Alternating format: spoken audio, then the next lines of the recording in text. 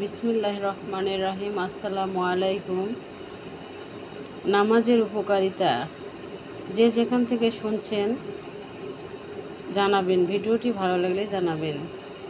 হযরত আলী রাদিয়াল্লাহু আনহু বলেন, প্রথম 1 নম্বর নামাজ আল্লাহ তাআলার নৈকট্য লাভের চেয়ে সবচেয়ে উত্তম পথ।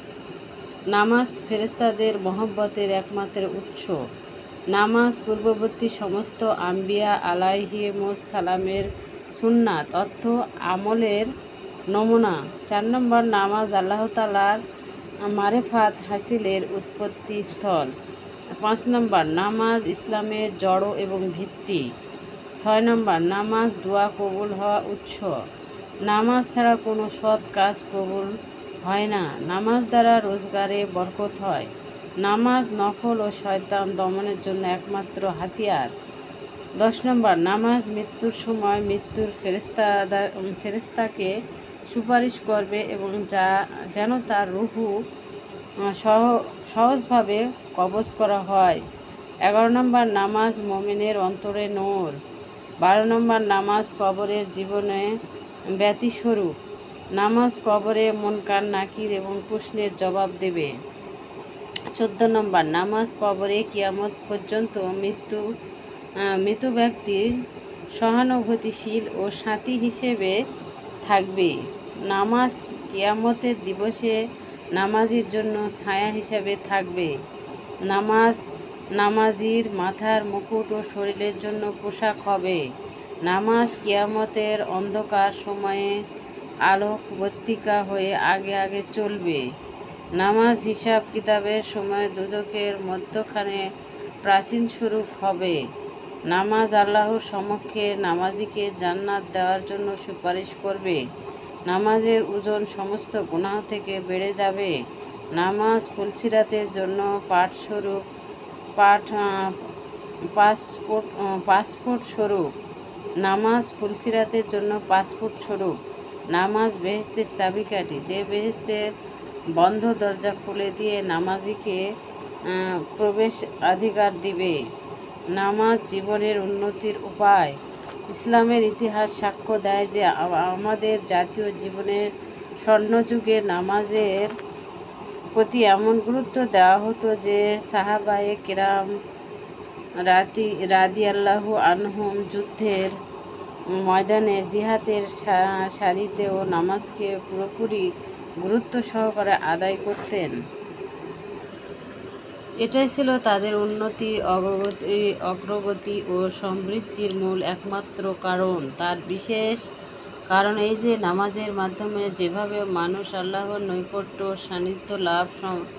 সান্নিধ্য লাভে সমর্থ হয়, মনের পবিত্রতা অর্জনের সুযোগ পায়, অন্যায় অসুন্দর কাজ থেকে আত্মরক্ষা করতে পারে, তেমনিভাবে নামাজের মাধ্যমে জাতীয় জীবনের ঐক্য সংহতি অক্ষুণ্ণ রাখা প্রকাশ থাকে। যে জাতীয় জীবনের উন্নতির জন্য জাতীয় ঐক্য সংহতির পূর্বশর্ত, প্রথমে মহল্লার প্রতিটি মুসলমান দৈনিক 5 বার নামাজের জামাতে একত্রিত হবার কারণে তাদের মধ্যে অতি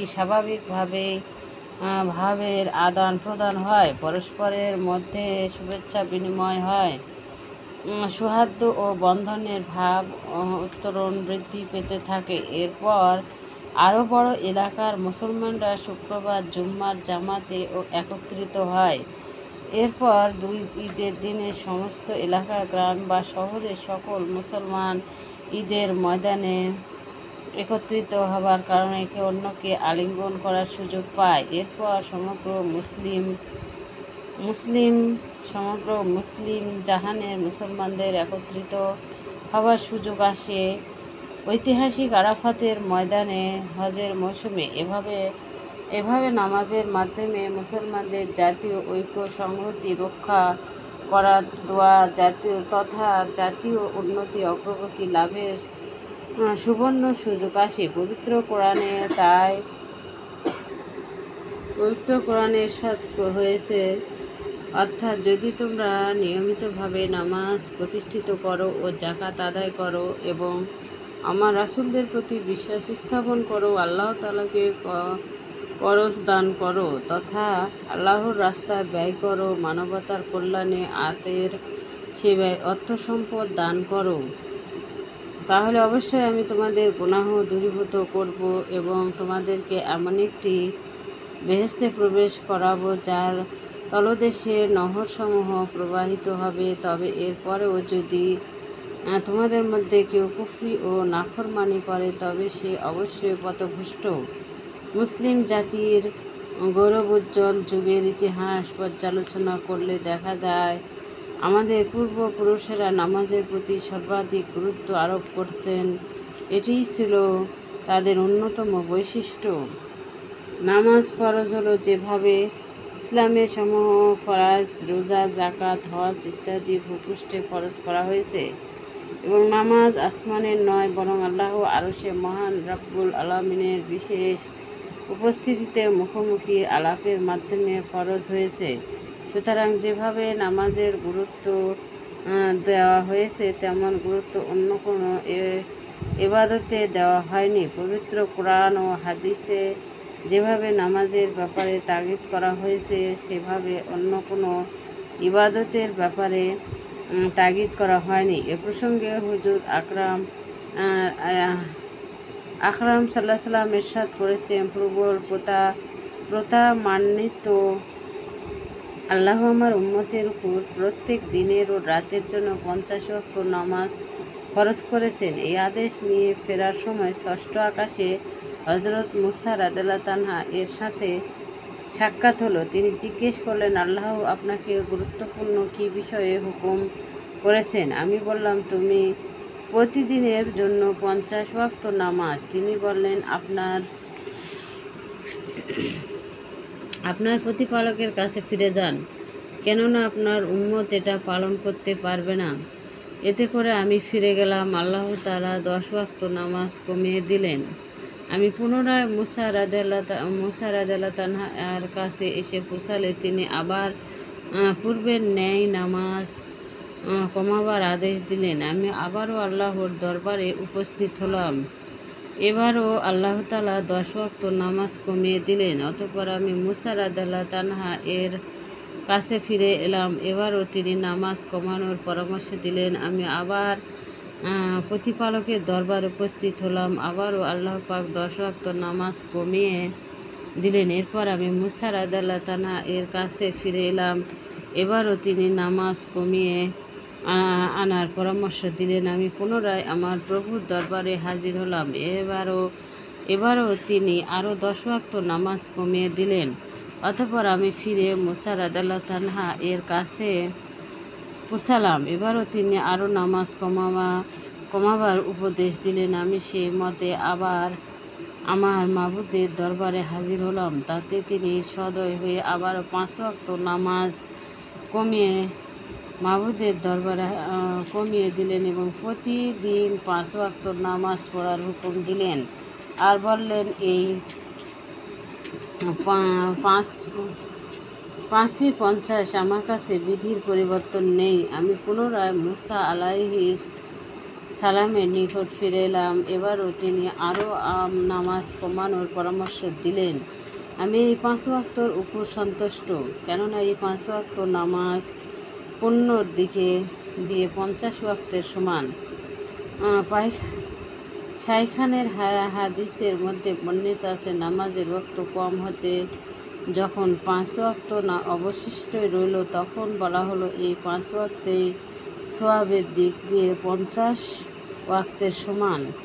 আবার আমার এখানে কোনো কথা পরিবর্তন হয় নাই, অর্থাৎ তাকদীরের মধ্যেই 50 ওয়াক্তের সওয়াব লেখা ছিল এবং 50 ওয়াক্ত নামাজ পরিবর্তন হয়ে 5 ওয়াক্তেও এসে পৌঁছাবে, তাও তাকদীরে লেখা ছিল। সুতরাং তাকদীরের কোনো পরিবর্তন ঘটেনি, যেমন লেখা ছিল তেমনই হয়েছে। বান্দা যখন নামাজের নিয়তে দাঁড়ায় তখন রাব্বুল আলামিন তার সামনে উপস্থিত হন। যদি কোনো অসহায় নামাজি নামাজের ভিতর তার দৃষ্টি অন্যদিকে নিয়ে যায় তখন প্রিয় মাওলা বলেন, হে বান্দা, আমি তোমার সামনে আছি, তুমি আমার দিকে তাকাচ্ছ না। আমার সে কি তোমার কাছে অন্য জিনিস ভালো লাগলো?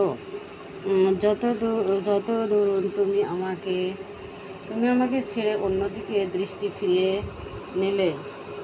যখন বান্দা নামাজের জন্য দণ্ডায়মান হয় এবং আল্লাহু আকবার বলে নিয়ত বাঁধে, তখন তার অবস্থা এমন হয় যে একদিকে